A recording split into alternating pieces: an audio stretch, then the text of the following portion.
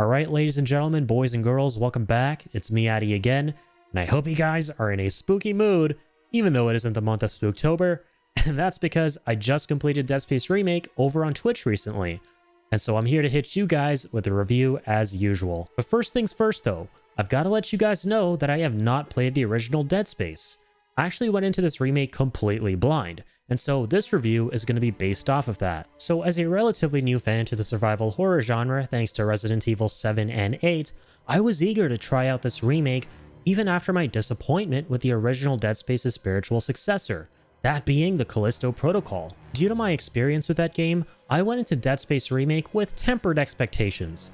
But boy oh boy, not only did this remake meet those expectations, but exceeded them in every way. So first I want to talk about the aesthetics here.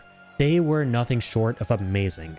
From the desolate spaceship called the Ishimura that you have to investigate in this sci-fi hell, to the grotesque body horror, Dead Space Remake truly immersed me in a world of dread and terror. And while I don't think that the game was as outright scary or anxiety-inducing as Resident Evil 7, which still holds the title of the scariest game that I've played, it still nonetheless managed to deliver on what it set out to do, which was to create this deeply disturbing atmosphere filled with suspense that kept me on edge throughout my playthrough. The action set pieces were exhilarating as well, and due to how exciting some of them were, I was frequently reminded of my favorite horror game thus far, that being Resident Evil 8, a game that was equal parts horrifying and action-packed. It was so amazing to see how Dead Space Remake managed to balance its slow yet creepy moments and its fast-paced, eventful action sequences without losing its sense of horror. And the gameplay here was a vast improvement over the Callisto Protocol, as it stuck to a more traditional third-person shooter experience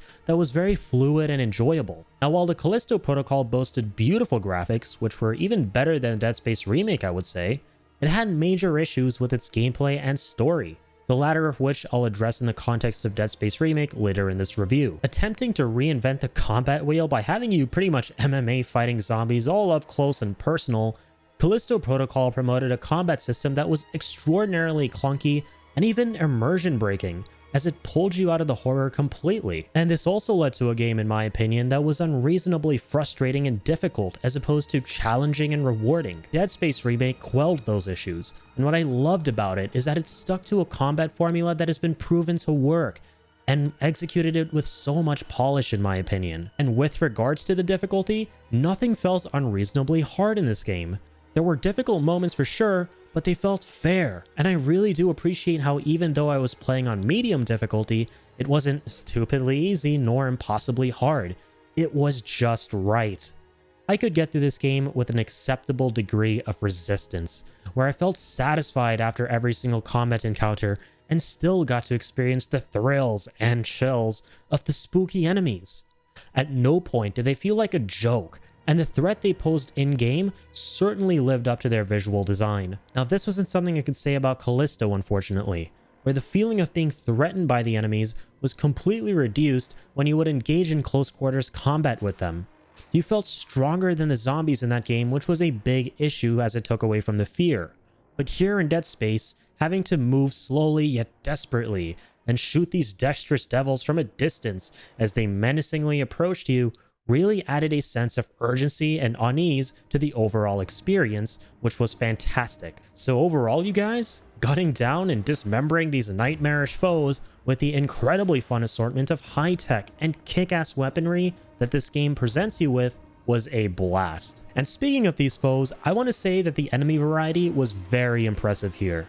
You'll face off against these twisted, undead human experiments, ranging from your run-of-the-mill disgusting zombies to giant unspeakable monstrosities. This game's body horror was dark, and really showed me that the developers weren't afraid to push boundaries and take risks. A solid example of that is when I discovered that I was killing babies. A sentence that I was hoping I wouldn't have to say. Yeah, you heard me right.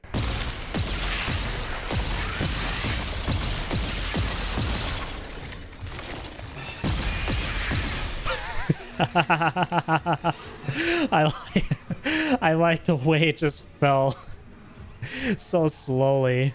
Oh my god, what the fuck? Are they literal? No. They're actual babies? Bruh.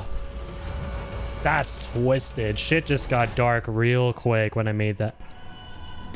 They can hear babies crying. Yo, what the fuck?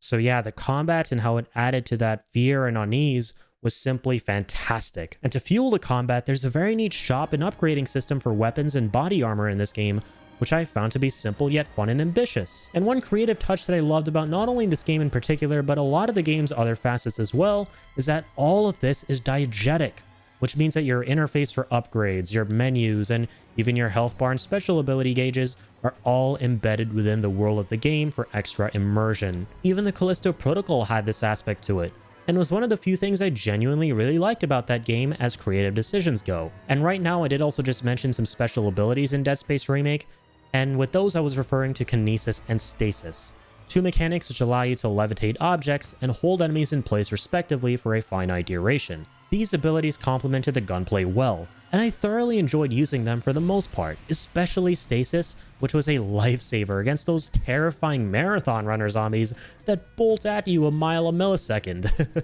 Now, I did admittedly have some minor issues with kinesis specifically, the biggest one being that it could be used to grab a lot of unnecessary objects in the environment that could get in the way of things that you would actually want to pick up and move. Like, sometimes you'll grab a chair instead of a sharp object you want to throw at a zombie. Or sometimes you grab a random space rock or something instead of a giant Cthulhu tonsil stone that you need to toss back at the boss in order to kill it before it kills you. Oddly specific, I know.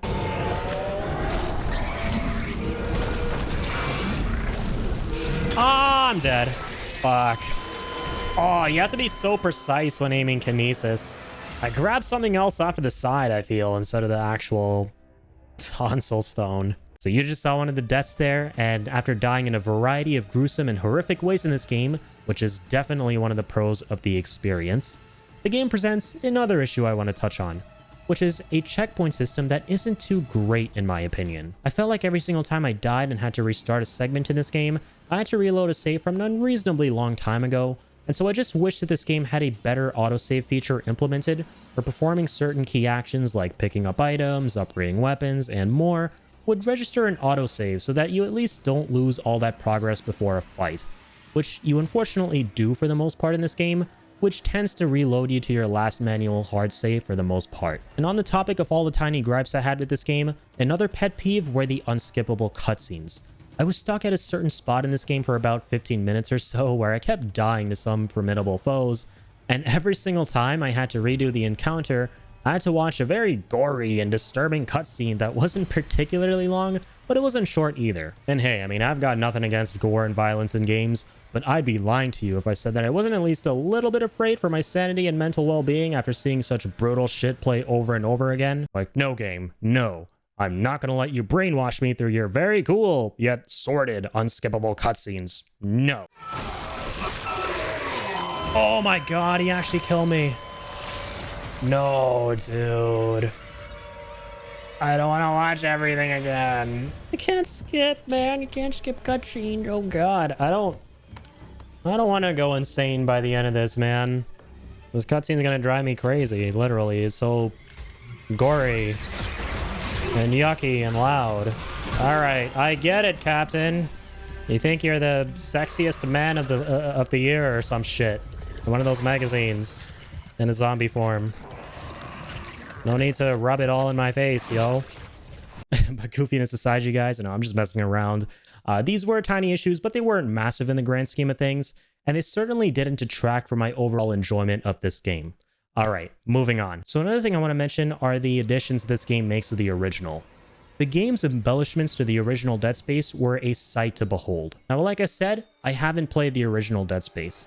But even though I haven't played it, I still did my homework on the changes that this remake brought to the table, the most noticeable of which being the graphics, of course. The graphics in this game were breathtaking, with amazing level design and lighting that created an immersive and suspenseful atmosphere. The sound design was phenomenal as well, and contributed strongly to that atmosphere I just mentioned, specifically through another one of the game's new additions to the original experience, that being the dynamic level adjustments. Now, this was an amazing concept, where depending on the level of safety or hostility in any particular level, certain parts of the environment will start making loud noises, breaking down, and more in order to keep you on your toes and give you these mini heart attacks at random moments. The instances that really got to me personally were whenever the ceiling fans would start whirring uncontrollably out of nowhere and break. Damn, those are spooky.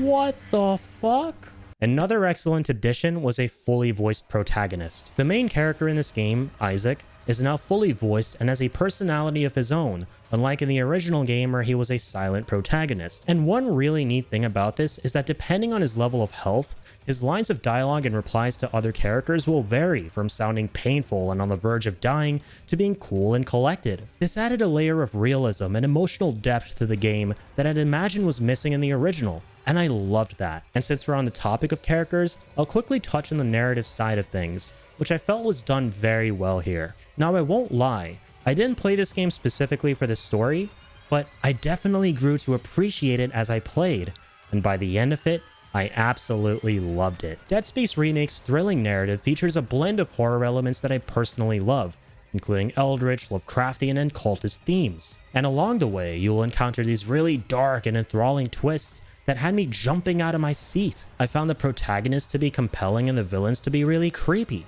which is a far cry from my experience with the Callisto Protocol, where the main story was incredibly drab and featured characters that did little to nothing to capture my interest or instill fear, sadly. I was blown away by how engaging and effective the storytelling in Dead Space Remake was.